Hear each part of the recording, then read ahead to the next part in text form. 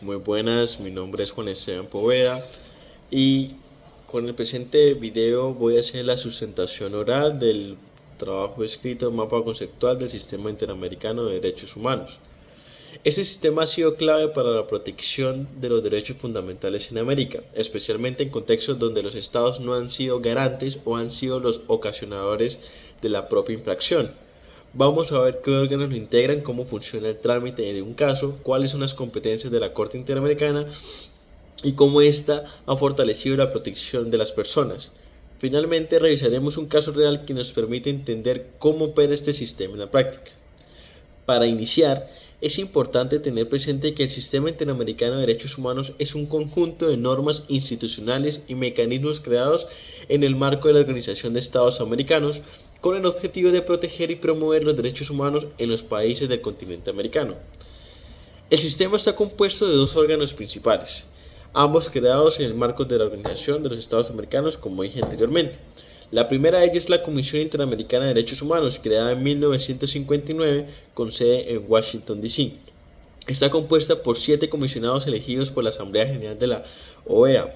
Su rol principal es promocionar y proteger los derechos humanos en los Estados miembros.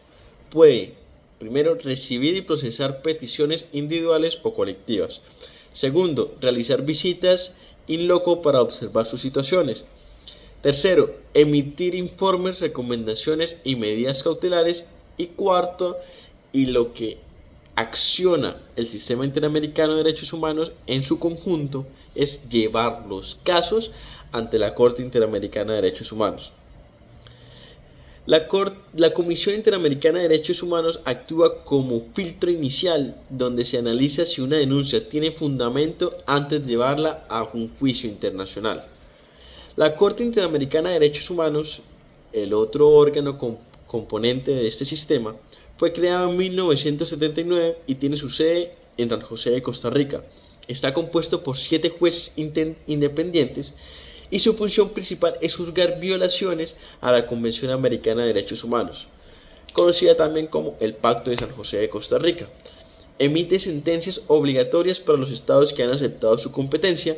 Mientras la Comisión tiene una función más política y supervisión, la Corte tiene una función más judicial y decisoria. Entonces tenemos dos órganos totalmente diferentes pero complementarios en el Sistema Interamericano de Derechos Humanos.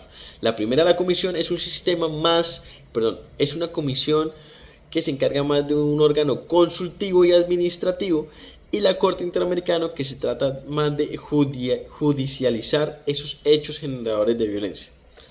Los trámites, ¿cómo se hace un trámite en la Corte en Sistema Interamericano de Derechos Humanos? El proceso comienza cuando una persona o un grupo presenta una petición ante la Comisión Interamericana de Derechos Humanos. Ese trámite tiene varias etapas. La primera, la admisibilidad.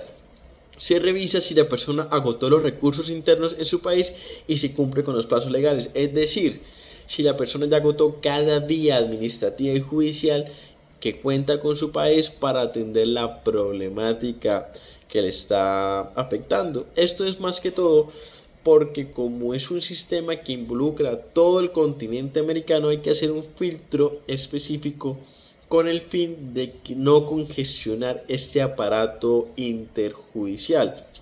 Fondo del caso. Se analiza si hubo violación de derechos humanos y se formulan recomendaciones. En caso de que la Comisión Interamericana de Derechos Humanos observe que en efecto hay una violación de derechos humanos, se hace unas recomendaciones al Estado indicado para que primero cese con la violación de derechos humanos. Segundo, evite cometer estas acciones en un futuro. Y tercero, de ser el caso, haga una reparación al Estado aparte, al individuo o colectivo que ha solicitado la acción de la Comisión Interamericana de Derechos Humanos. Y el tercero es el cumplimiento de envío de la Corte. Si el Estado no cumple, la Comisión puede enviar el caso a la Corte Interamericana de Derechos Humanos. Ya en la Corte comienza el proceso judicial, donde se presentan argumentos por escrito, se celebran audiencias públicas y finalmente la Corte emite una sentencia vinculante. Es importante destacar que no todos los países de América Latina han aceptado la competencia contenciosa de la Corte. Por ejemplo, tenemos a Venezuela y Nicaragua, que se retiraron hace poco, o Nicaragua, que está a puertas de retirarse, y Estados Unidos de Norteamérica, que no ha aceptado la competencia de la Corte, no ha sido o ha firmado el tratado que lo vincula. Competencias y funciones de la Corte Interamericana de Derechos Humanos.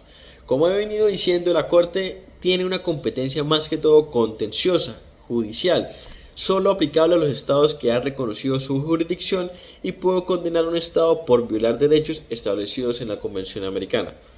Opiniones consultivas emitidas a solicitud de estados y órganos de la OEA, y sirven para interpretar tratados o resolver dudas sobre los alcances de los derechos. Medidas provisionales adaptadas para evitar daños irreparables mientras se resuelve el caso. Funciones claves. Desarrolla jurisprudencia interamericana. La Corte interpreta los derechos más allá de su texto original, ampliando su contenido. Ejemplo, el derecho a la vida ha sido interpretado como el derecho de una vida digna. Control convencionalidad. Los jueces nacionales deben interpretar las leyes internas en armonías con la convención y la jurisprudencia de la Corte. Es lo que nosotros aquí en Colombia llamamos la jurisprudencia de las altas cortes. Reparación integral. Las víctimas no solo reciben indemnización, también se ordenan medidas como reformas legales, reconocimiento público, atención psicológica, monumentos o actos simbólicos.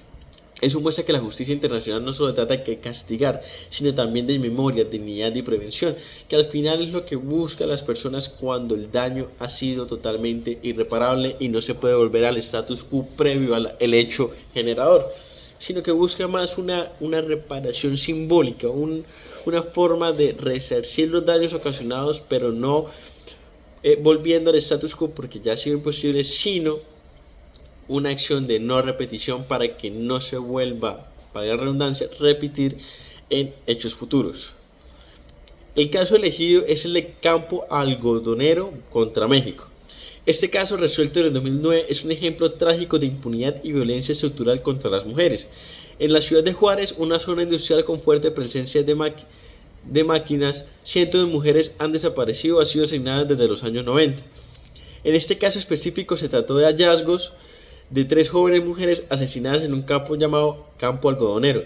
Sus familias denunciaron que el Estado mexicano no investigó con seriedad, no protegió a las víctimas y no tomó las medidas para prevenir estos hechos, a pesar de que el problema ya era público y notorio. La Corte determinó que México violó varios derechos fundamentales, incluyendo el derecho a la vida consagrado en el artículo 4 del Pacto de San José, la integridad personal consagrado en el artículo 5, la igualdad ante la ley en el 24, la protección judicial en el 25 y el artículo 7 de la Convención Belén do Pará sobre la violencia contra la mujer. Reparaciones ordenadas. La primera de ellas fue la indemnización económica. La segunda fue la creación de un monumento conmemorativo. La tercera, la capacitación en perspectiva de género para funcionarios. Y la cuarta, nuevos protocolos de investigación. Este es un caso hito en la lucha contra el feminicidio y un ejemplo del poder transformador de la justicia internacional.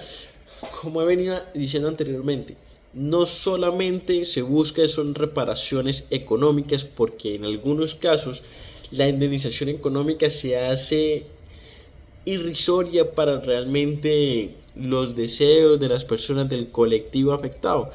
Por eso se trata de hacer o crear estructuras, cosas que permitan concientizar no solo al Estado, sino a la población civil de que en ese lugar ocurrió un hecho que fue de tan envergadura que provocó un cambio total en la perspectiva en cómo la nación, cómo el lugar se vio afectado. Eso es lo que busca la Corte Interamericana de Derechos, generar cambios en la sociedad. Como conclusión y cierre final, tenemos que este sistema interamericano de derechos humanos representa una esperanza para quienes no encuentran la justicia en sus países. A través de sus órganos garantiza que la dignidad humana sea respetada sin importar la nacionalidad, el género o la condición social. Para su eficiencia depende del compromiso de los estados para cumplir con sus obligaciones. Por eso es importante que como ciudadanos estemos informados y exijamos respeto por estos mecanismos. Conocer este sistema nos empodera como individuos y fortalece nuestra democracia. Muchas gracias.